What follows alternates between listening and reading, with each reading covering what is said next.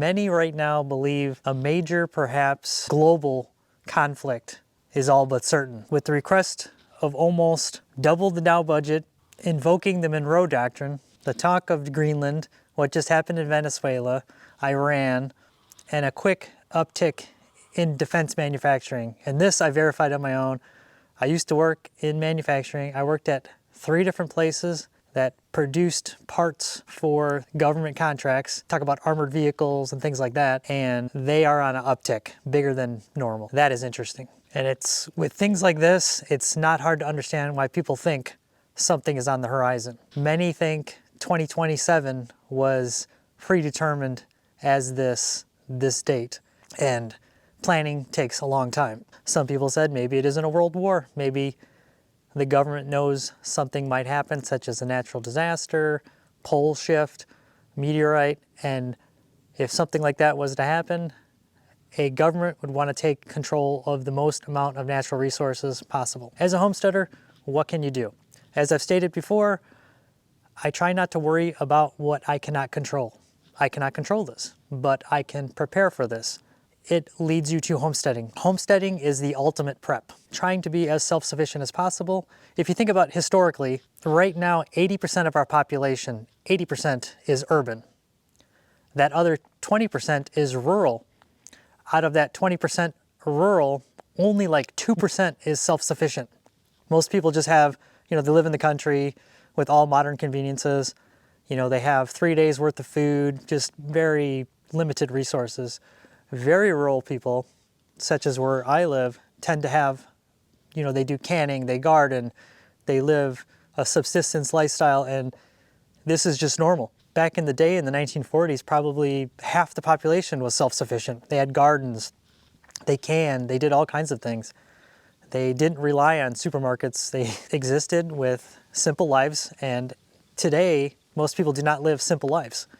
Everybody lives a luxury lifestyle in America, the majority of people. I mean, you can't afford a luxury car, but you can finance it. You can't afford luxury items, you can finance it.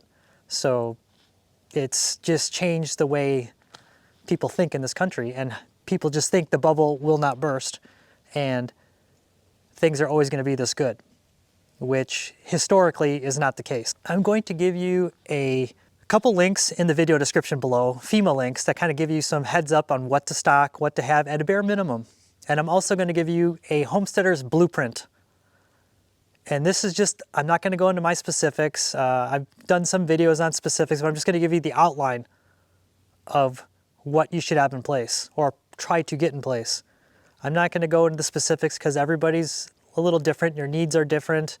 Some of it is operational security. I don't want to get in, I give a lot of that away anyways, but there's some things I don't talk about. There's always, there's just, it is what it is. And there will also be chapters in the video description below so you can skip. Like say food and shelter, you're good on, but you don't have, defense. You want to just skip. But let's get into this right now. The first thing, securing food and water. Those are the 2 most vital things you need to have. Don't think about guns and body armor, night vision, thermal, blah, blah, blah, just food and water. That is a big one. At a bare minimum, try to have 3 days of food. That is the bare minimum. You should never have less than that on hand. As a prepper, homesteader / survivalist, your goal is 1 year's worth of food per person. That is 2,000 to 2,500 calories per person per day. That is 730 to 900,000 calories a year. It's a lot of food, a lot of space, a lot of money, and a lot of preparation. And as they say, how do you eat an elephant? 1 day at a time. It would not be smart to just go out and try to buy that much food and just have it delivered to your house. Build it up over time. You can do Mylar and 5-gallon buckets and do rice and beans. You can do a lot of rice and beans cheaply and over time. Maybe once a month, buy a bag of rice. Once a month, buy a bag of beans. Slowly build your stockpile. Even if the world ends in what they say in a year, 2027, you still got a year. That's a lot of time to prepare. Also, don't forget rotation of your food. Buy what you normally eat and rotate it. You know, that FIFO, first in, first out. And you also want diversified food sources. We have our chickens. We have our goats. We can do goat milk. We have eggs every morning. We stockpile and freeze dry eggs. We sell eggs to the community. We have a diversified food source. We have our garden. Water. You need water. As you can see behind me, I just got more water tanks.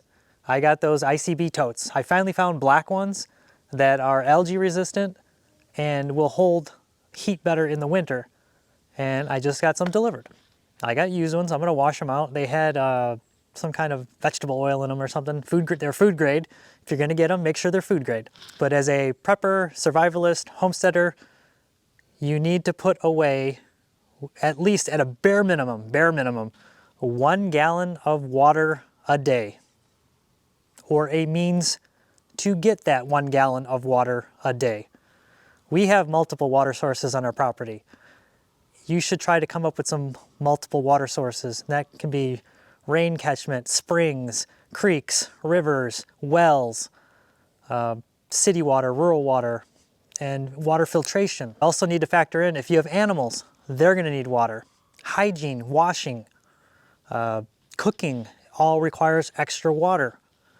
These are things that you need to plan for and calculate having water. Because what's that, I'm gonna get this all wrong, but there's that. Now also factor in, if you're a canner and you have canned tomatoes, canned fruit, canned things like that, that water in the canned food is still water that you're taking in.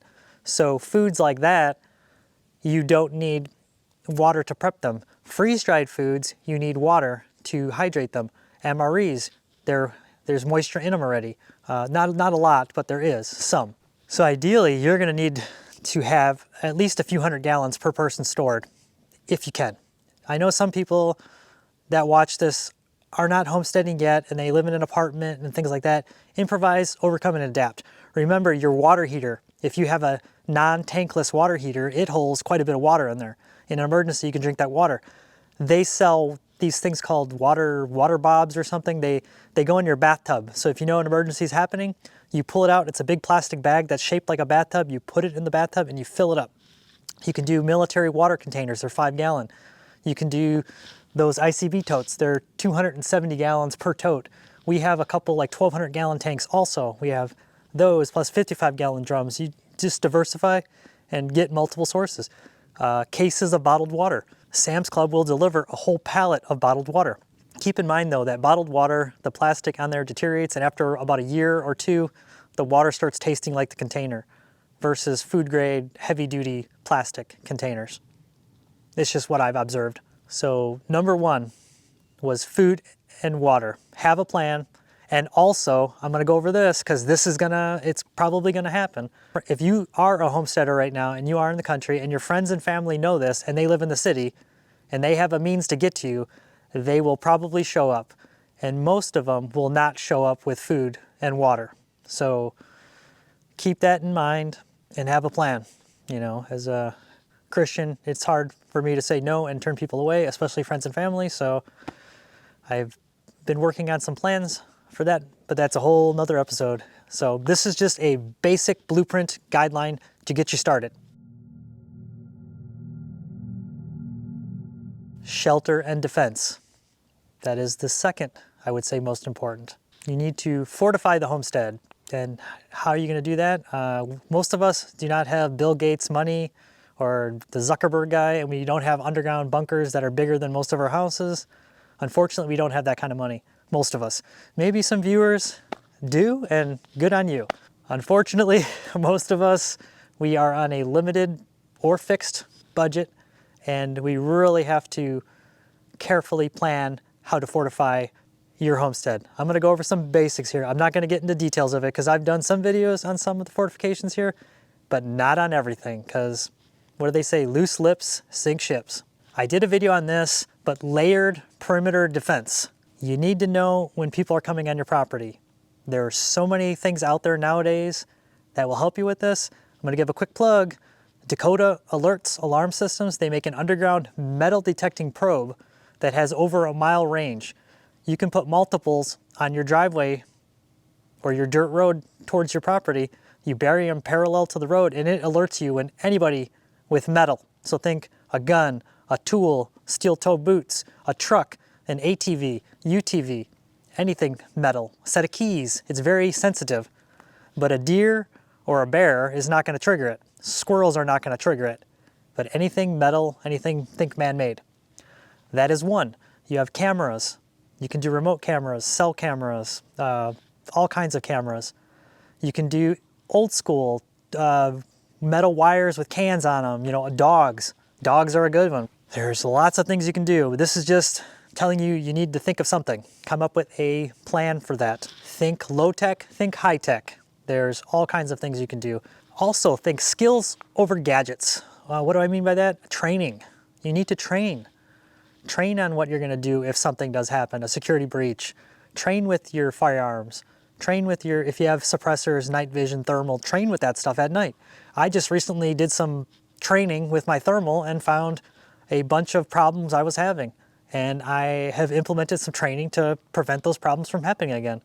It's one of those things that I would have never known unless went out 0 dark 30 for a long time with that equipment and had repeatedly the same problems over and over and over. When I got back, I was like, I need to fix those. I need to address those. Train with your equipment. Train with your body. You need to be in good shape. You don't want the apocalypse to happen and you walk 100 yards and you're winded and out of breath. I know some people, you know, they have physical limitations, injuries, medical conditions. So it's as good of condition as you can be, you know. Not all of us are 100%. We can't push ourselves, but try to get as healthy as can be. It'll help you, prevent you from getting sick, you know, eat healthy, try to do some exercise, you know, just keep your body, spirit, mind, you know, that is the #1 defensive preventative tool. Our next one. Communications, community, and critical skills. I just talked about that, I think, recently, about communications, knowing the right people, having communications plan in place. It could be as simple as Biofang radios, you know, $20 a piece off Amazon. It could be, you know, ham radio. It could be knowing people, your neighbors, that maybe your neighbor has a ham radio. You can go to them, you know, daily, weekly to get updates of what's going on. You want to be able to communicate. Say something does happen. Martial law, you know, obviously doesn't affect as much in the rural areas, but what is if the grid goes down? What is if Starlink goes down? What do? We still need to communicate. So we need radios, we need a backup plan, we need something. So I'm not telling you what that is, but you need to start researching and start planning on that. I gave, what is that new thing? Mesh-tastic, if I can say it right. It's a radio repeaters, things like that. There's new technology out there that can be used. And also, don't forget boots on the ground, just visiting your neighbors. If the grid goes down and there's no communications, you know, you set up a thing where you guys meet, you know, every 2 days. You meet at a meeting point and everybody can chit-chat and find out what's going on. Because nothing is worse than not knowing what is going on. So keep that in mind. Have a plan for that. I like to call it the wolf pack. I talked about, you know, you don't want to be the lone wolf. You don't want to be that guy that's like, I'm going to put my backpack on, run off in the woods, and I'm going to survive. More than likely, you're going to die. You want to be in the wolf pack. You want to have like-minded people that you know, you trust, that you can communicate and be part of. I'm not saying you stay with them and, you know, rural conditions out here, we would be like-minded, still communicate with each other, but still have a little bit of space. It's a little different than the city. So I guess the best movie example of that, and I will give it was a dumb movie, but I don't even know the name of the movie, but there was a movie where these people were very rural and there was these like monsters that attacked Earth and they could hear you, so you had to be very quiet. But all the farms and homesteads communicated with each other all the time. They were far apart, but they still communicated. It's kind of that concept. You need to be able to communicate with your like-minded neighbors and also be beneficial to them, because part of it is going to be psychological. Nothing worse than, think about during COVID. People just sat home and went crazy for the most part. A lot of people. I had to go to work every day, never missed work. In a very bad situation, people are going to be psychologically having problems. You need to boost morale. The Marine Corps used to always say troop welfare. You got to keep everybody motivated. You have a crappy job, crappy situation, you keep them motivated. You want to have purpose. Your community is purpose. Even if you're a lone wolf on your property, you're still part of your community. You're part of the wolf pack. A lot of people are going to have mental problems in a crisis. I mean, kind of like, and I'm going to get flack for this, but like Minnesota, the people that are like putting themselves in front of danger purposely. It's because life is so easy. Some people need struggle in their life. So when there is real struggle, a lot of those people are just going to break down and have a hard time when reality is too much reality and they just can't take it. So you're going to have to deal with that too. You also, with your community, communications, and critical skills, you want to master some skills. Think of traditional crafts, canning, gardening, things that are cheap that you can just learn. I guarantee if you've never canned before, go find any older person and they will know somebody who cans and they will help you and they will gladly and happily teach you how to can. Think of crafting, knitting, sewing. You got to repair clothes. First aid. First aid is another one you need to know. Mechanics, your chainsaw, different things. You could keep stuff running and working. Plumbing, electrical. You just want to be very useful and as self-reliant as possible. The last part of this that I think is part of the blueprint, think of beyond survival, think of surviving the aftermath. I mean, if you think about it, World War II, Bosnia, all these different conflicts, life went on afterwards. It took a while, but it went on. Think of long-term sustainability, re-establishing agriculture, renewable energy. Who knows? You can have this stuff in reserve for later to rebuild. Think of resource management post-event, have a plan in place. And then this strategy and this blueprint is more about not just surviving. It is, I hate to say the term thriving, but it's about building a better future and no matter what happens. As stated before, this is our lifestyle. I look at prepping survivalism as insurance. Regardless, like I said, the world can end tomorrow or I could live to an old age. And I am planning for both. So everything on the property, my blueprint is modified to change things on the property. So I know I'm going to get older and I need to be able to do this stuff in 10 years, in 20 years, in 30 years. Probably not much more beyond that, but God willing. But you need to plan for that. If you're older now, plan for that. You're not going to go buy, 50 pounds of body armor and battle belt and all this gear, if you're in your 70s or 80s, but maybe buy a nice 22 that's lightweight that you can carry, to defense, hunting, whatever. Like I said before, how do you eat an elephant one bite at a time? Plan, use this blueprint as a basic guideline and then do rough drafts of it. Kind of like a blueprint in general for a machine, a part, it has revisions. This is revision 0. You're going to change it constantly. My blueprint has changed. It's probably on revision 30. Constantly going to change. So remember that. It's not the end all be all. It's just the beginning. This is just, and hopefully a lot of you already have a blueprint very similar to this. But if you don't, this is a good start, hopefully, and hopefully this is helpful. I'm going to leave it at that because I have so much work to do and so little time, which is weird because I have a lot of time, hopefully, God willing. But like I said, hopefully this was helpful. Hopefully this is all just not needed, but at the same time, it's good insurance. And if you're a homesteader, it's just a good start to a way of life. And yeah, so thanks again for watching and hopefully this is helpful. Yeah, until next time. Thanks. Till next time. Bye.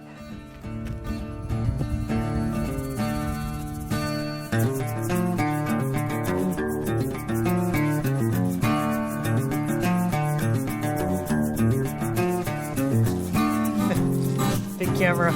I'm still waiting for the temperature in my water to be perfect. It's still warming up.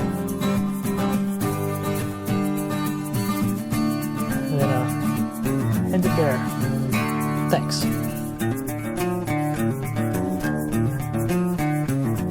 Like and subscribe. I gotta support this shirt. I knew it was a gift. I love it. I do. So, thanks again.